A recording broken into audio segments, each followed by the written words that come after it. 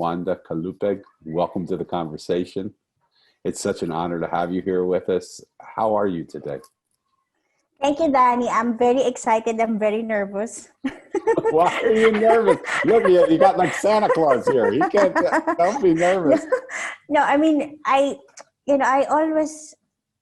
don't browse through Facebook much, but I've always asked if there's something I need to watch or see. Let me be guided. I always have that, And that day, I saw Martin posted something about you, and I just woke up that day, and I just watched that video right away, which is a surprise to me. Also, I don't do that as soon as I wake up, but I saw you. You made Martin cry, and as I watch you, I felt like, oh my God, this guy has so much gifts. But also, I remember I got worried at some point in time. That's why I spontaneously sent you a message. I hope you didn't mind that. No, it was beautiful.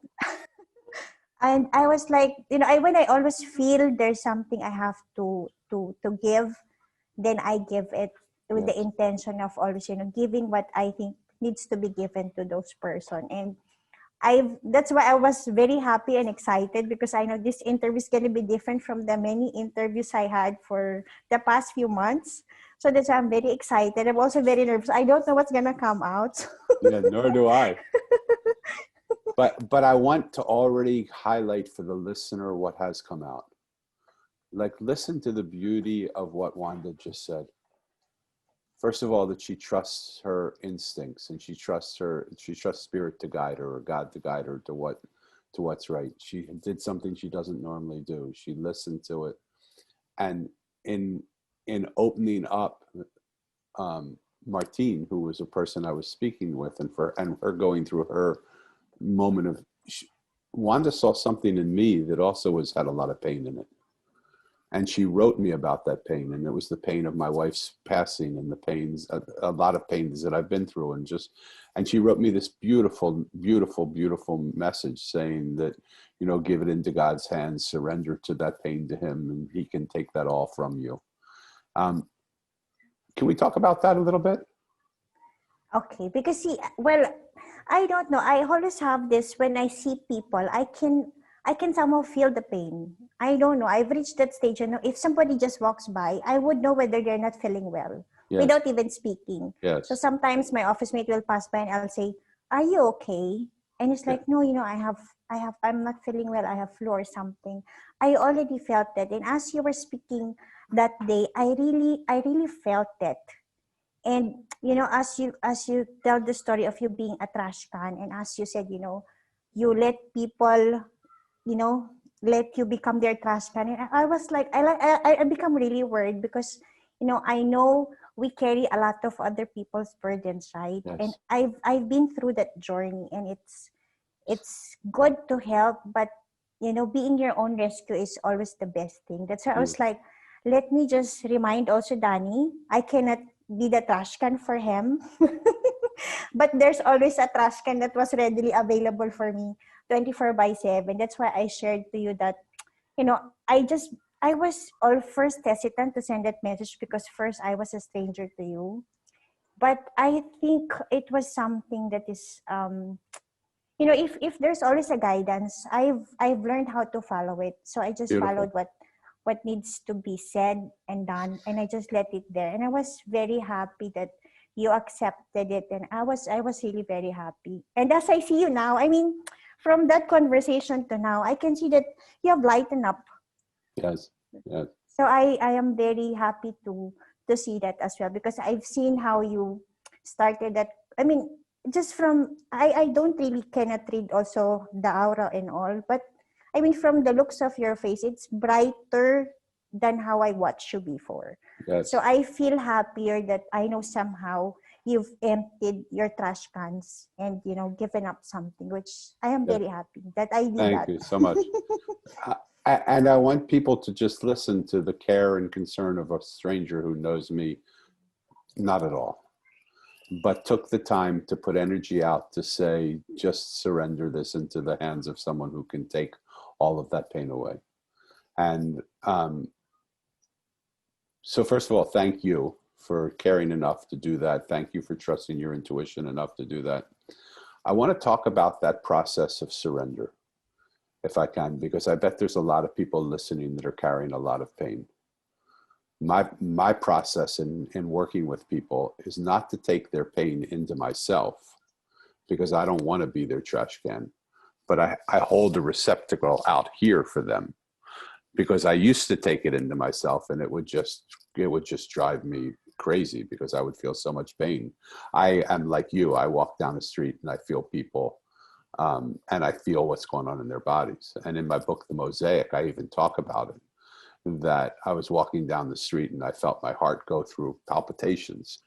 And then 2 seconds later, the woman who passed me passed, and her heart was having palpitations. But when she passed me, my heart was fine. And then 3 minutes later, a man walked by me, and my leg just buckled under because there was so much pain. And I looked up and watched him as he was passing me, and he was walking with a cane, leaning heavily on the cane because the pain in his leg was so great. And when he walked past me, that pain was gone. So I understand in from inside out what you're speaking of. And I think there are many of us that are empaths that feel that. Tell me, and those who are listening, that process of surrender that you do for the one that has the ultimate trash can for us all. See, because for my entire life, I mean, my dad died when I was 9. So there's no really man in the family. So I have 2 sisters, and I only have a single mother who raised us. So I never had a father figure to start with, and I've always had that. I've always had that direct line, I'll say. Yes. That I've always used God as my father. And, I've always wanted a lot of things. And through the years, I've learned, especially for the last 4 or 5 years, I've learned that surrendering is the most powerful and peaceful thing there is. Because, I've always wanted something. It doesn't happen. It frustrates me further. Yeah. And then I've learned that I just have to set the intention and then allow God to surprise me of how I wanted, what I want to be given to me. And it always comes out better. Like, for example, it was 2014. I was experiencing burnout at that time. And then I did volunteering activity one after another. And I found training and coaching that sparked so much joy within, which I never knew I had that gift of speaking, nor gift of sharing my story. And I made a bet with God. I said, God, free me from corporate, and I'll do anything I can to help as much people as I can. And I thought that time doing a part-time job with my company is the solution to that. That will also give time to my small kids then.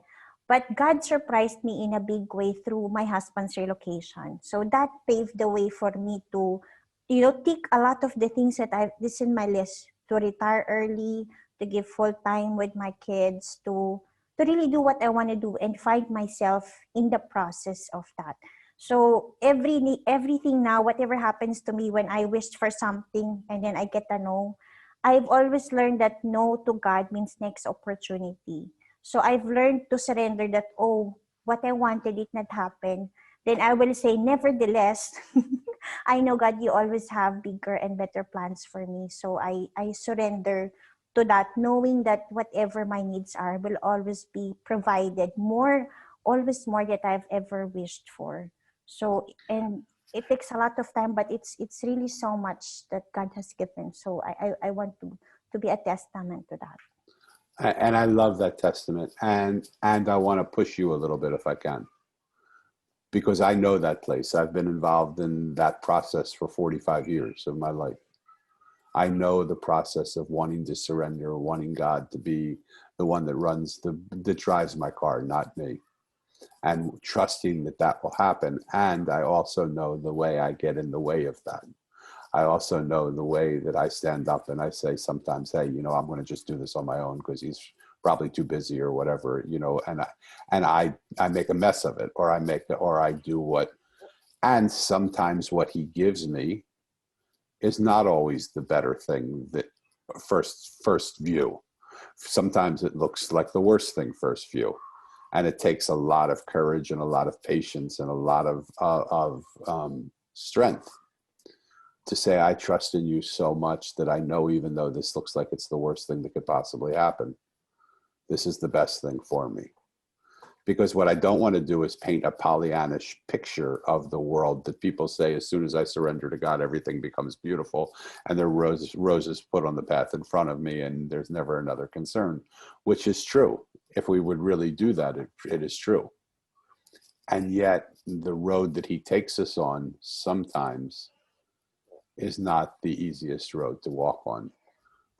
Where do you get the courage to continue to surrender when those roads don't look so good? As you said, right, it's not also a straight line. So I will share a bit of more story, so at least it will make more sense. So when I left corporate in 2016, because of my husband's relocation, I thought it was the answer to everything. Because I wanted to become a full-time housewife. I want to have my own time. But, after working for 16 years and, being at home, taking all the household work, which I am not used to, at some point in time, after 3 or 6 months, I was experiencing stay-at-home depression already. Yeah. Because I was like, okay, I'm so tired physically. I was mentally not using my mind and I wasn't earning any money. So I was like, I'm not getting compensated. So, there's a lot of things going on. Am I really on the right path? Then it's a question of what do I do next? I think what I've learned to surrender is always, I'm a person who always wants to plan. And planning to me is very detailed in terms of doing step 1, step 2, step 3. And if that doesn't happen the way I wanted it, I really go crazy because I'm that, I'm that kind of planner. But I've learned that there's always a guidance that comes, be it through books that I read, be it through what my kids tell me or the numbers on the clock that always says, I need to be more patient and I don't need to know everything. I just need to know the next step. So that principle of just knowing the next step helped me have the patience to know, like, what do I do today? Or what do I do next to move forward? So that way I don't get stuck. So I always ask that question, God, what do I do next? Because at the top of my mind, this is my intention. So just guide me and show me the way. And, there's one audiobook I read. I think it's The Miracle, something with the miracles. I forget the full title.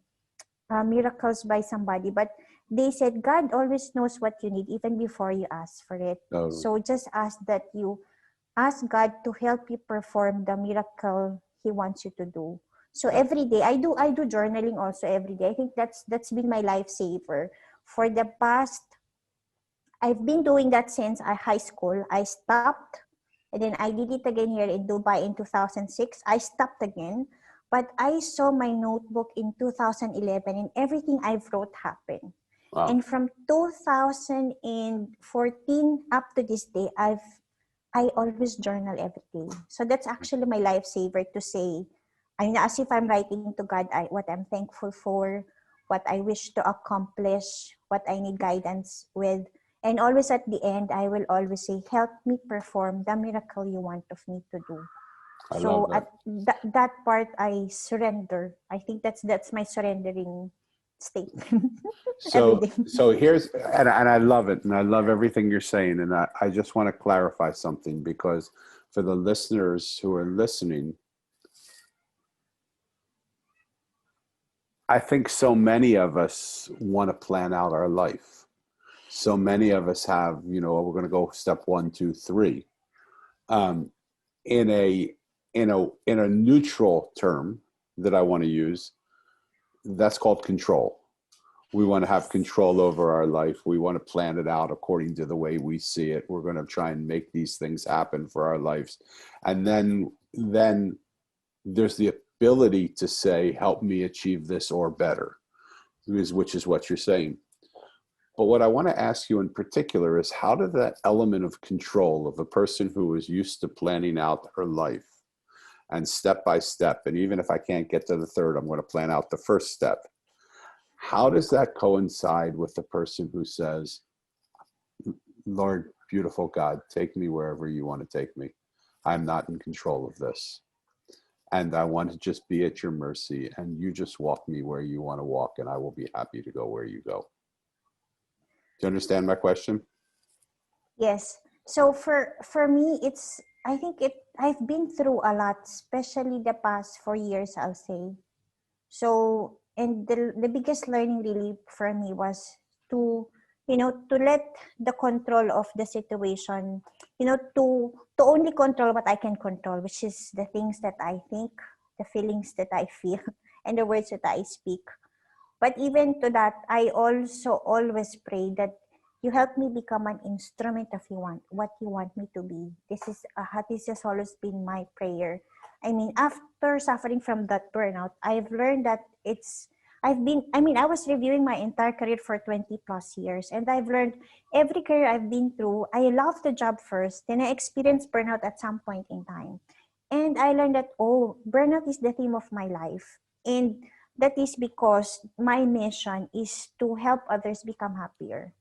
And that mission has brought me to many things. Sometimes it's kind of difficult also for me to, you know, I was like, I felt so spread sometimes. I even asked Yeah. God, really, I mean, I've written books. I mean, I am not very good in writing, even in high school or college, but I was able to write a book in one day in 2014. Or so I know it's always when I have that guidance and I just let it flow, and that is where the magic really happens. So because I've seen how God works through me when I surrender, then always now have that guidance that, to honor the light within, to honor whatever is, guide, given me, whatever guide comes through, then as much as I can, I really try to follow now.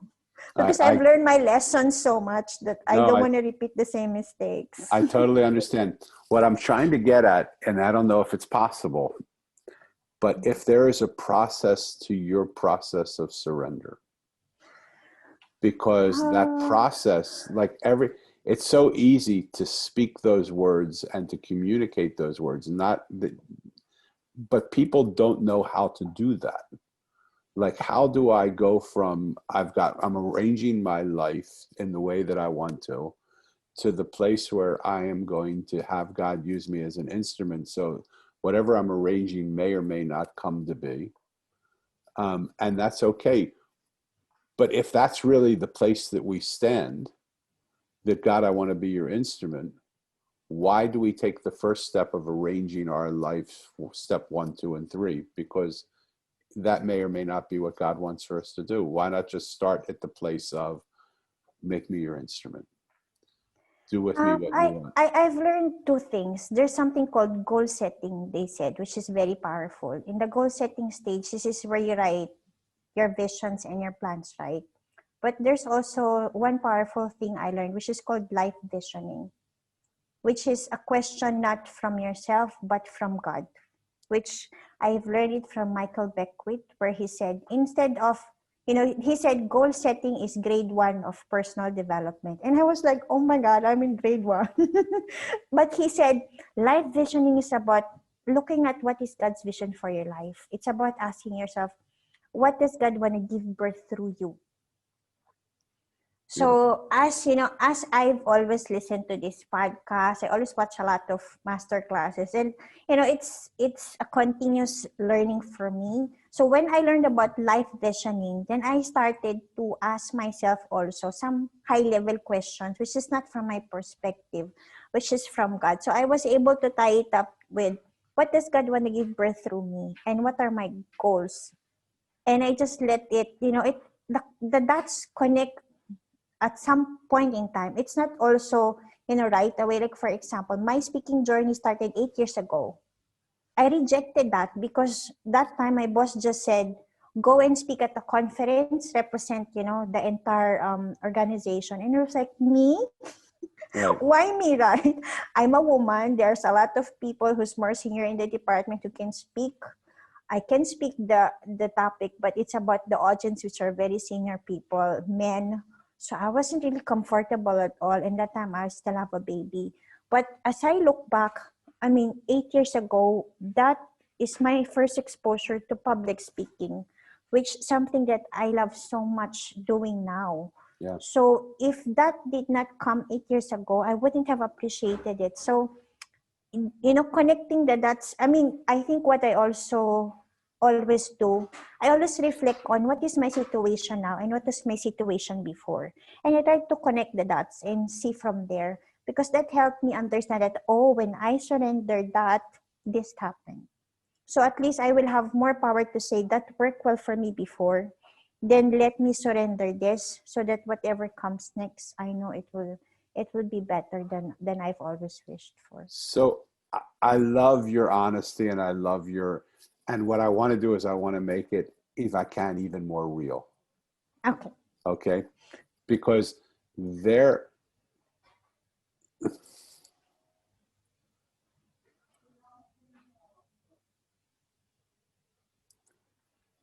a beautiful moment when you're speaking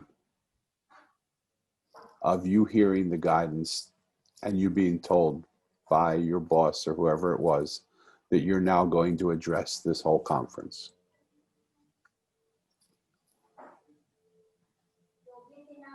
And there's the beautiful moment of your self-doubt and questioning, like, why me? Of all people, why would I be the one to do that? And I think that's such a real thing for people that we experience. We're given this gift, which is the beginning of where we want to go. And we're being given this gift of, this is our direction. This is something that will open up a new path for us.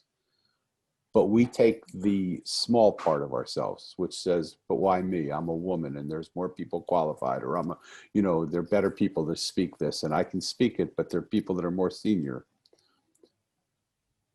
And I want to apply that trust in God in that moment, and how that trust in God manifests. And now that you understand the question that I'm asking, I want to fast forward to today. Where is that existing in you today, where you're being asked to do something right now that your self-doubt is coming and standing up against?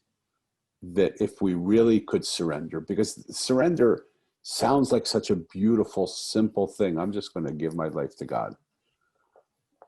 But it is a courageous, powerful process that is not simple at all. And so I just want to make it very real for people, because I know people are going through this where they're trying to surrender, they're trying to give their life to God, but then they get scared. And they think, but me, why me? Like, there's so many other people that could do this. Your thoughts? What's happening right now for you, where you're in Right the midst of that battle? I'm still in the middle of the battle, I'd say. See, I found my love for training and coaching, and I've finally built that company that I wanted. So I thought when I had that in 2018, everything was like, oh, it's really God answered prayer for me. That my training and coaching company is there, and I'm gonna make the impact and influence that I envision. Yeah. But come 2019. We were already settled in the Philippines back then. There was an attempted robbery and earthquake that happened on the same day. Wow.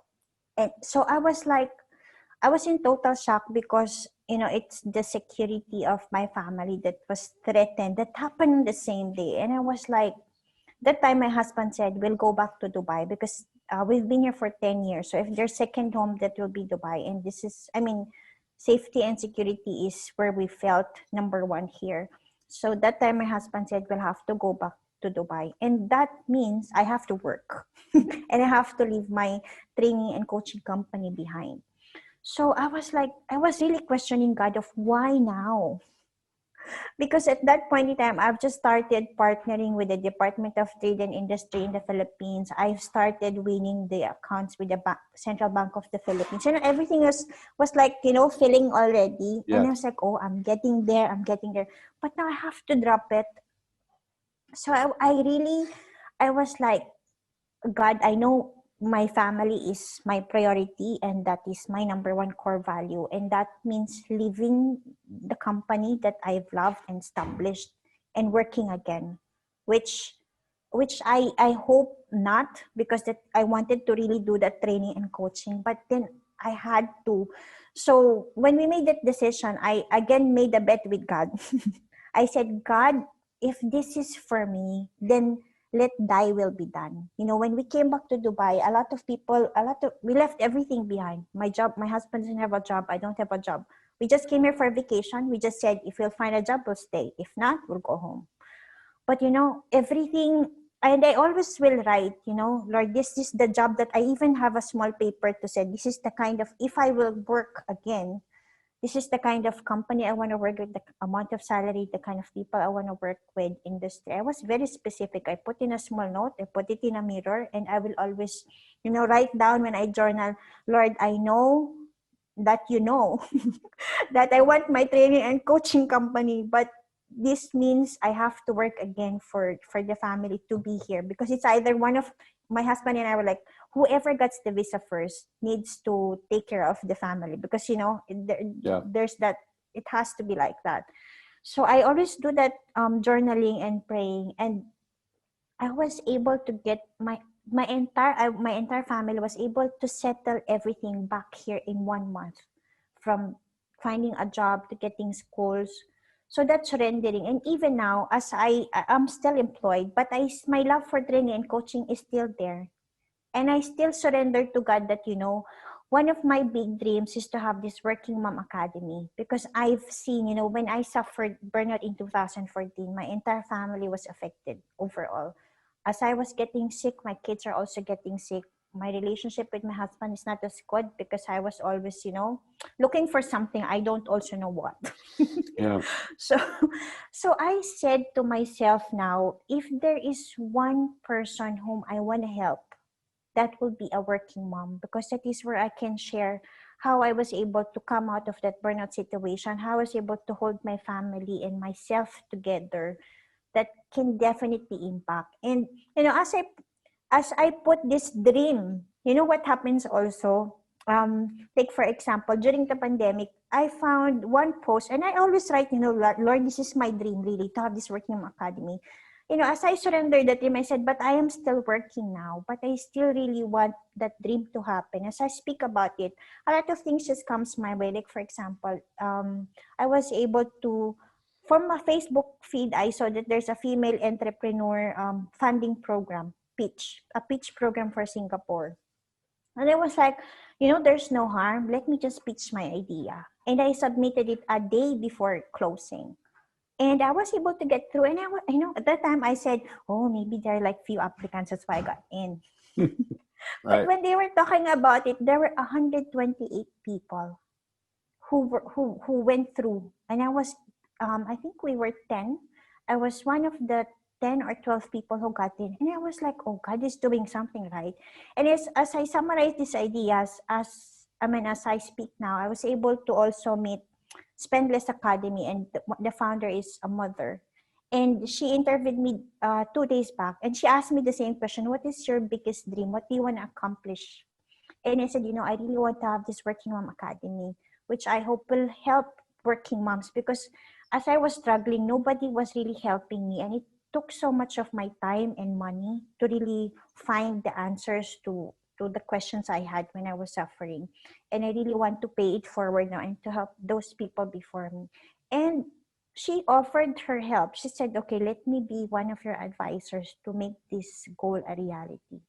So as I speak now, I'm still surrendering of, you know, I really, this love for training and coaching is something that I see myself doing until my old age. And the impact to the working moms is something so close to my heart, because I know how much working moms are burned out and suffering inside. But I also know that there are their own solution. And I want to be an instrument of that. And you know, just things just come. So I'm very happy, and I just say, you know, I'm just always trying, like, okay, let me just ask this Spendless Academy. I just sent her a WhatsApp message. Remember you interviewed me and I had this dream. Yeah. So it's always like that. And I always believe that people that we meet always have, as they said, we're one.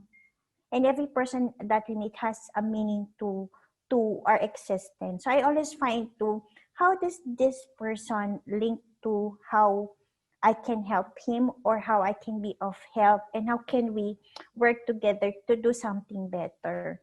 So I always look at that as also. So can I share with you something I'm feeling? Okay. I want you to trash can this if it's not appropriate. It's just a feeling that I'm having. It doesn't mean it's a correct feeling. It doesn't mean it's the right feeling. But I trust my instincts enough that when I get them, I want to share them with people. But that doesn't mean it's the right thing for you at this moment. So if it's not right, just promise me you won't take it for a moment inside of you. You'll just throw it in the trash. Okay? And not even think about it.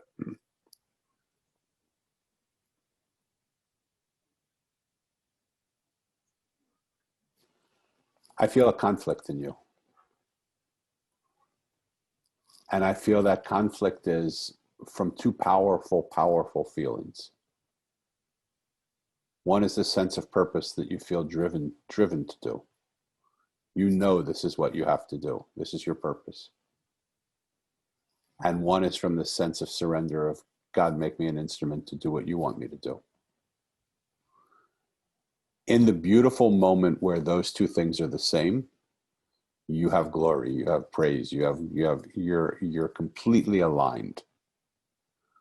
But as you speak about it right now, one of the things I feel is that your desire to do what you think is your purpose may be actually preventing you to see what God is trying to give you to help you get to that in a different way than you're thinking to get to it. Really? Yes. I want to hear, what do you think is the conflict? I think the conflict is your will versus God's will. And I don't think it's as black and like, look, everything is black and white. I have a black and white book. I have a white beard. I have a white wall.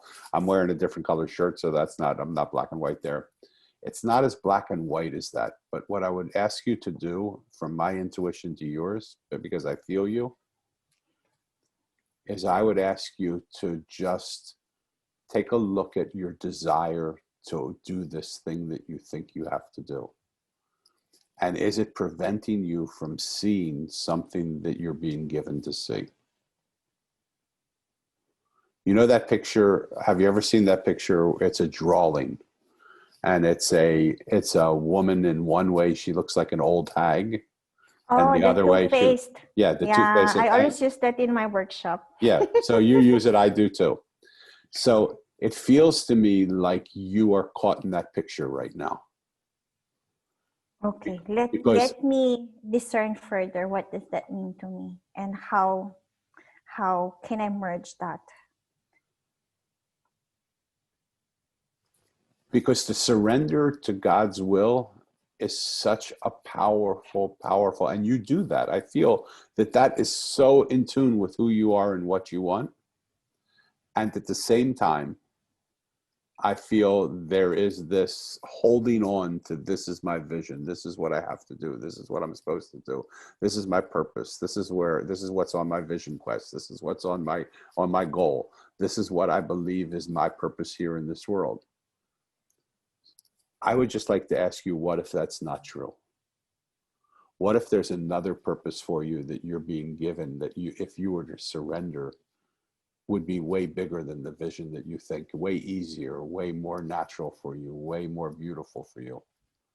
And just I would always, like to know. yes, I I would bet. like to know that. So, I would like to know that. Of so, course. so the beautiful thing of how we get to know that is by letting go of what we see and trying to see what would be there if we stop just focusing our attention on trying to see this thing. And just allow your divine, which you have a beautiful relationship with, to just say, hey, Wanda, here's what I really want you to come over here. They tell a story in Eastern philosophy about a man who goes to see his teacher. And he wants to know what his purpose is. And his teacher says, if you go, I want you to go north. And the man just hears that and gets up and starts running and goes north.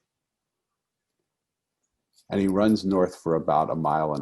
And what was an effortless, easy road for him now turns into the hardest road he's ever been on. He's suddenly in jungles, and he has to take out his machete and he's chopping down things. It was just a clear path for a while. And then he gets into quicksand and he feels like, oh my God, I'm drowning in this quicksand and it's so hard. And finally he turns around and he comes back to see his teacher and he says, I don't understand. You told me to go north, and for the first 1.5 miles, it was so easy. And then it got so complicated. What is it I'm supposed to learn? And he said, well, you didn't listen to the rest of my instructions. I was telling you go north for 1.5 miles and then go east, but you heard go north and you just went running north. Had you listened, then you would have gone east at 1.5 miles and your road would have been effortless again. Part of what I would like to invite you to do in this conversation, just if it feels right for you, is to set aside what you think you believe for what it is you're supposed to do. And just listen again anew. And just say, what is thy will for me, God? If I were to take this off the table, what is thy will for me? Let him bring it back if it's yours. He'll bring it back. If it's yours, there's no escaping what your purpose is. If that's yours to do, he will bring it back to you, and he will continue to bring it back to you. But if it's not, you're bearing that burden of holding on to something that is not yours. And it's painful to do that. And it's hard to do that. And it's full of effort. When really, it may be yours to do. I'm not saying it's not. I'm just saying I see a conflict. And it was right from the moment you started talking about it, of I plan and I have goals and I do this. And remember, I asked you the question, how does someone who have goals surrender? Because the goal is my goal now in my life right now. I don't have a goal of what I want to be when I grow up. I want to be a faithful servant to my Lord. That's why when I received your message, easy to take it, easy to hear it, easy to be it, because I want to hear God speaking to me in the voices of the people that speak to me. I want to hear him speaking to me in the voice of my own self. I don't want the voice of my voice to be so loud that I can no longer hear him anymore. Does that make sense to you? Yeah, makes sense. Actually, I remember I was journaling in the morning. I always read some passage, then I read at least 4 things before I journal. I remember one of the things that was said is listen to your heart. Yeah. So I think if you're saying this, I want to thank you for your honesty. And I've been very quiet. Maybe I need to silence myself for a while. Yeah. And listen to what my heart is telling me. Then I think that will be always the best way, because really the heart is where God speaks the most. So I should use that technique. I used to ask my children. My children are very close to God. Right? When they were small, I will ask them, baby, can you ask God what's his message to me today? They will just hold their heart. I love that. They will say something, but it always is the message that is truthful. Sometimes I just cry just by hearing what they said. Yeah. But as they grow also, they said, Mommy, why do I have to ask God for you? I said, why don't you ask yourself? And I was like, okay, I think this is one exercise I should start doing again. Yeah. So at least the alignment is really where I also want to be, of course. What I find in the process of my relationship with God is the more faith I have in him, the more my faith gets challenged. And what happens is that I have this faith in God will take care of me. God will take care of me. And this is very current for me. And I'll share something with you that's been happening over the last 6 months for me.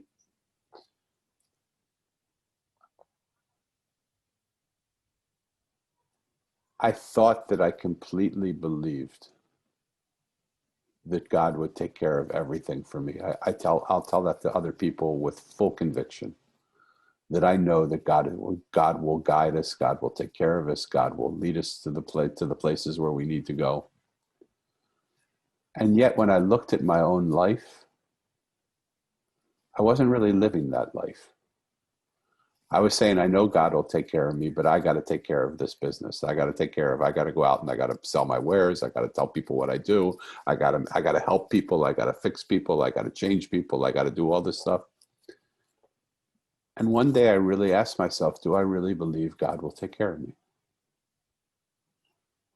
Do I really believe that if I were to move myself, and I felt like a prostitute, to be honest. I felt like I'm just standing on a street corner selling my wares and selling myself, and you give me this amount of money and I give you this service in return. What would happen if I just said, God, I'm not going to do that anymore. I'm going to allow you to bring to me the people that want whatever I have. And I'm going to work with you that we figure out how we charge for that and what we do.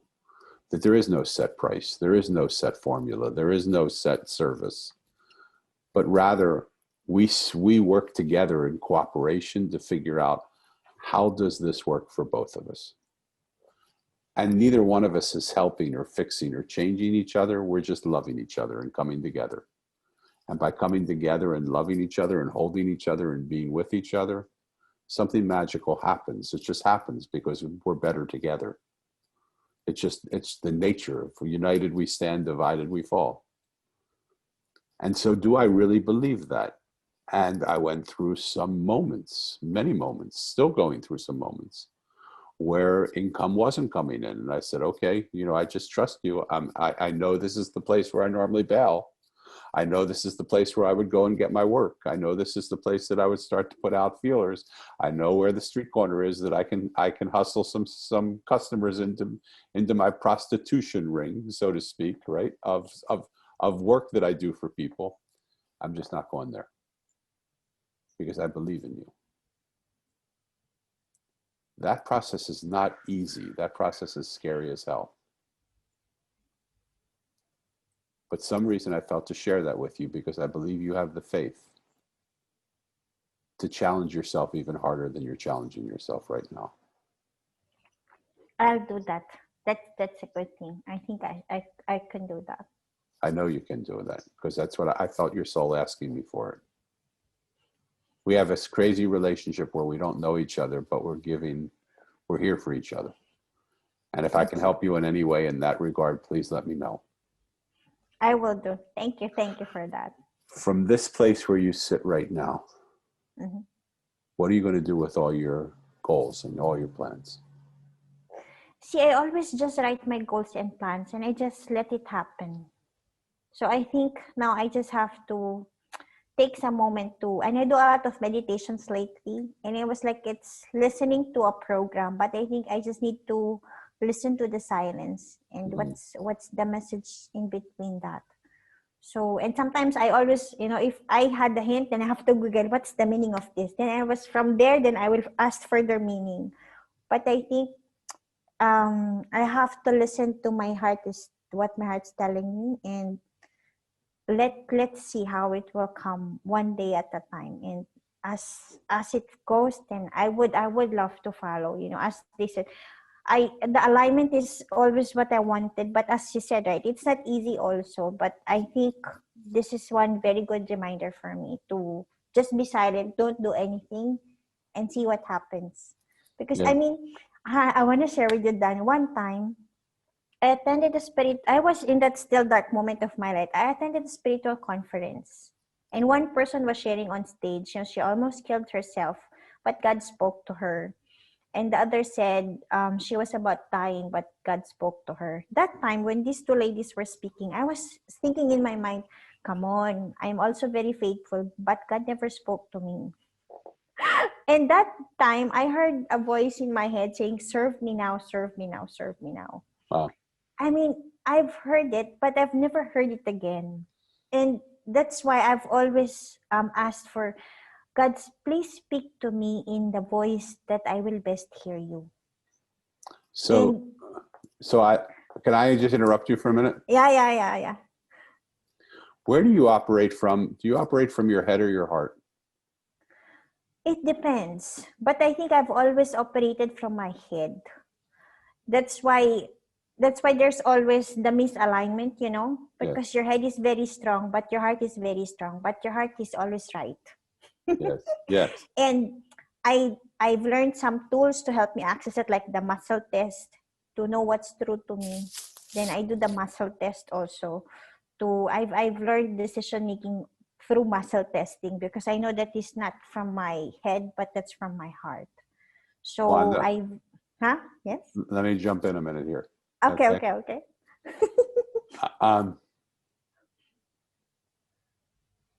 And again, if any of this doesn't make sense, please throw it away. Okay. You have such a huge heart. You have a huge heart. And when I sit with you now, I hear your heart saying to me, please invite her to come back to me.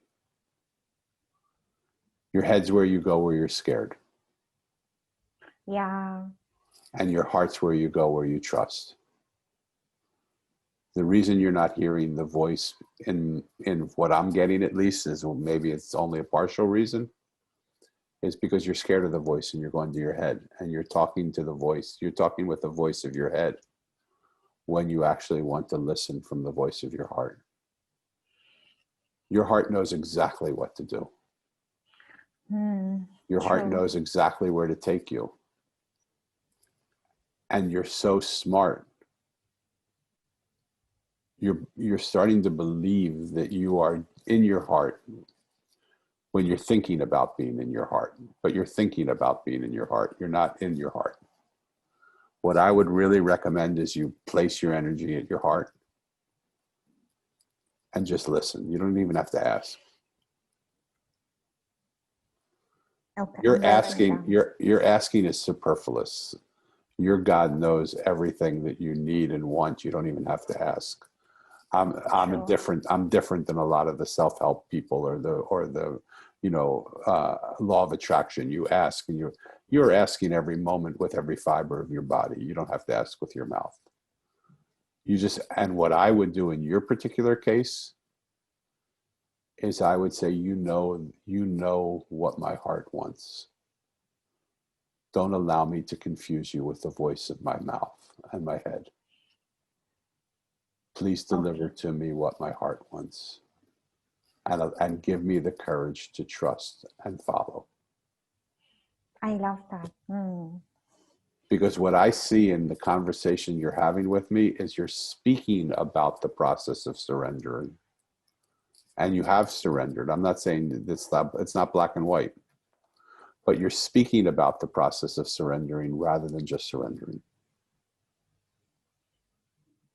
Does that make sense to you? Yeah. There are different levels of surrender. Yeah. And you're ready to go all the way in.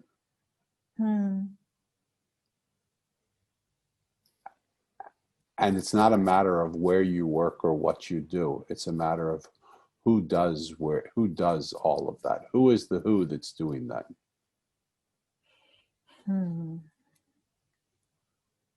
Is it you doing it, or is it God doing it through you?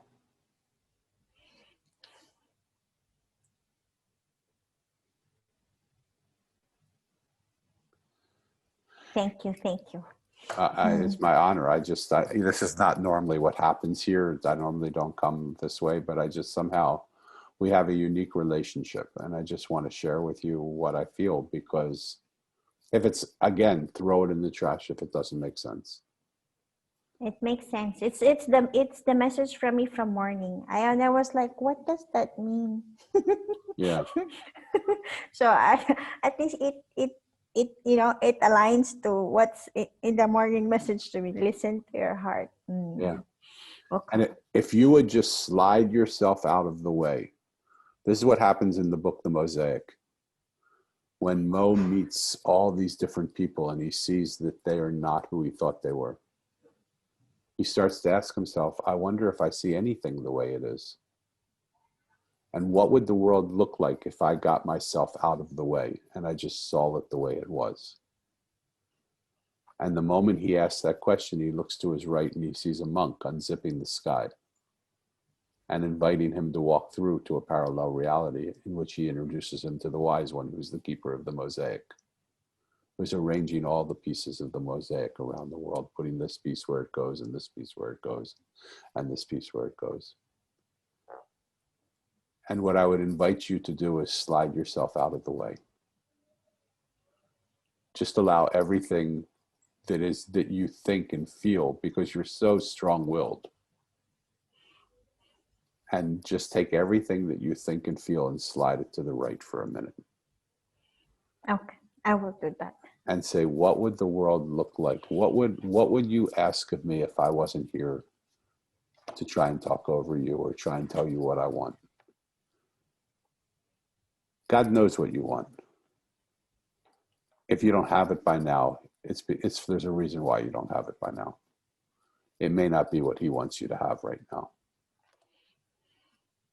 So what would happen if you said, I don't care what I want to do what you want me to do. Take me to where you want me to go.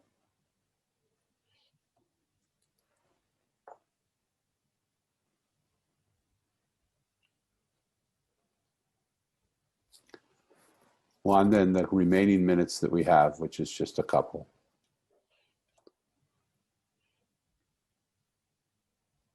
first of all, tell me what you're feeling right now. My heart is very relaxed now. Now I know why it was tense in the beginning. Yeah. Because the message will be revealed, but I think it's very relaxed, and it's telling me something. And thank you for that. It's So I have to honor. do an exercise to really find that. I love that. From your heart that is very relaxed right now, what do you want to say to the world that's listening right this minute? I think what I want to say is every pain has a purpose. I cannot, there's so many things I've been through, from the death of my early father to my burnout but I think, as I always ask, what's the opportunity here? What's the purpose in this pain? How can I use it for a better one? Then I always find it. So that is what, and I think it's really about writing down. I mean, you just grab a paper. If you feel really you're lost, you can find yourself with a paper and a pen. As simple as that. Mm-hmm. Write it down, flash it all if you need to. And I always, when I have a block, as I found it, I always write in a paper. Then I will pray, and then I will tear it down. This is one simple process that has, very simple, but it has opened a lot of opportunities to some people I've helped. And I hope that simple exercise of, acknowledging, writing, and praying, and just staring and letting it go will open something to whoever will watch this video, because Thank you. that has been the lifesaver for me. So that very simple exercise, I hope, can help them. I love that. Have you said that exercise before? Have you said what you just said right now before to someplace else? I think I had a couple of interviews the past few months, and that is one thing I've always, even in the book I wrote, I also shared that, I learned a lot of things, but I always try to simplify it in the best, simplest way. And I found that simple writing and tearing exercise and surrendering with prayer as a very powerful tool. I mean, people have landed jobs, got what they want. I was able to get a lot of contracts just by letting go. And people are the same, just by, they're just releasing the pain because they didn't know it exists. Yeah. It's very, as my clients and as my friends told me what happened to them, I was also very surprised that, oh, really? Just by writing down, this happened to you. I felt so relieved. And if that work from healing a pain to getting a job to getting, removing the blocks and having more success in what you want, then I hope that simple exercise can free someone from the pain they're going through. So I want to ask you to do one more thing before we go. Yes. I want you to slide everything you just said to the right. Okay. That answer is not available to you anymore. I want you to come from a new place. And tell me, if you had 2 minutes now, what would you share with the world? You can't say what you just said. What would you share with the world right now? What will I share? I think there is always one God who's always watching. You might not hear it, you might not see it, you might not feel Hold it. on 1 minute. Come to your heart. I don't want you to talk from your head. I want you to come into your heart. Okay. And I want you to share, even if it's that same message, I want you to share it from your heart, not from your head. Okay, let me ask my heart. Okay.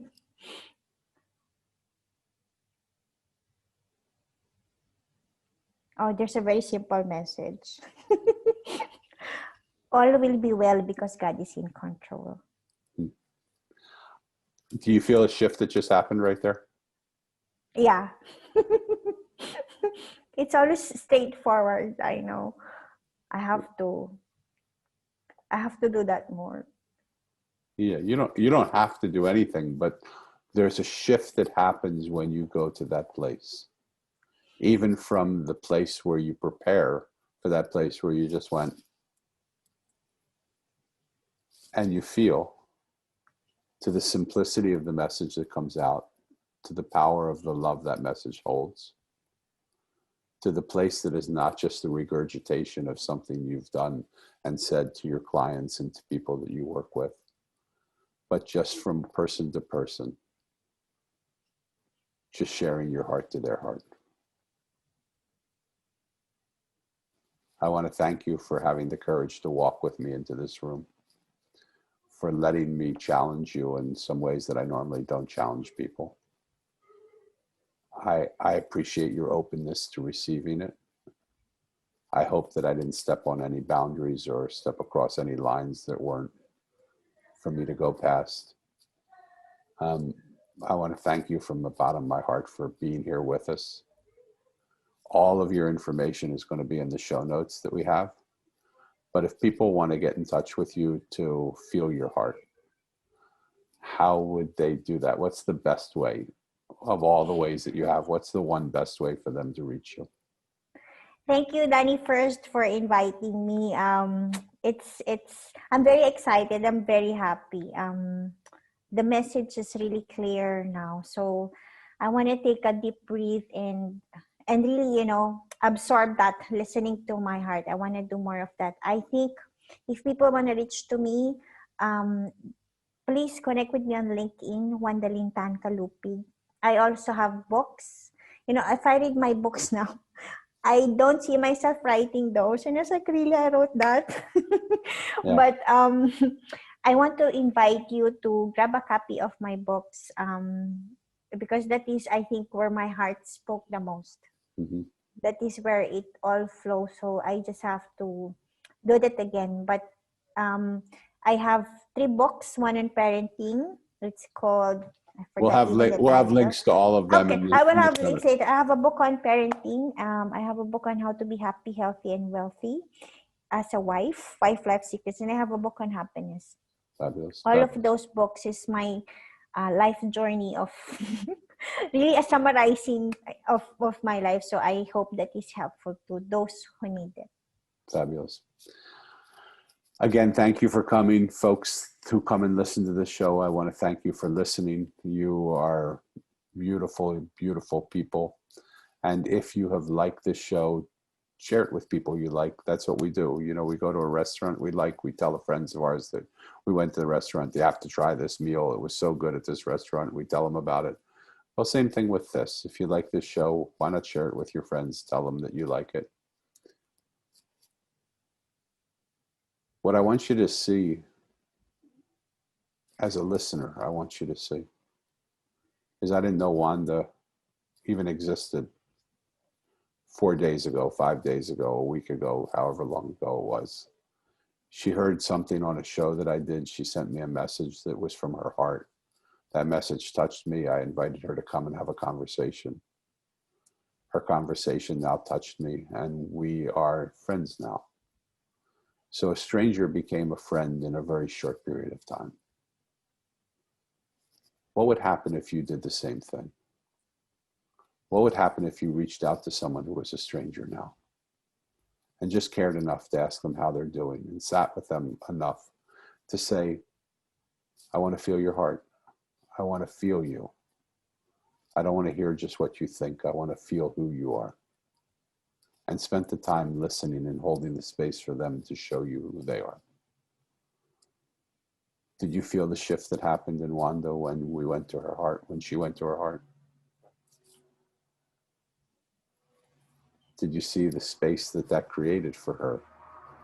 And do you see the possibility of what that might bring to her as she contemplates that and feels where to move through that as she goes forward? That isn't something that I did. That's something we all can do by just holding the space to say, hold it, I want to feel you. I want to know you. So as I close every show, I want to close this show with the challenge to take 10 minutes out of the course of your life. 10 minutes out of the course of a lifetime is not a lot to ask. Go up to someone you don't know, either online or in person. And just ask them, how are you doing? And just listen to them. You don't need to help them. You don't need to fix them. You don't need to change them. You don't need to make them happier. You don't need to do anything. All you need to do is hold the space and listen to them. And when you hold the space and listen to them and ask them questions from that space, something happens. Wanda, is there one last thing you want to say before we close the show? Nothing. I just want to say thank you. Thank you so much for having me. It's my honor. My heart is full. I love that. It's my honor to have you share your full heart with all those who have empty hearts, which I know you will do. And until the next stranger comes into this room, folks, be kind to each other, love each other, listen to each other, care about each other. And everything you do for the other, do for yourself as well. When we live in a world where people are strangers, it's a strange world. But when we take the time to get to know a stranger and make a stranger into a friend, we start to live in a world that's a friendly world because there are no strangers anymore.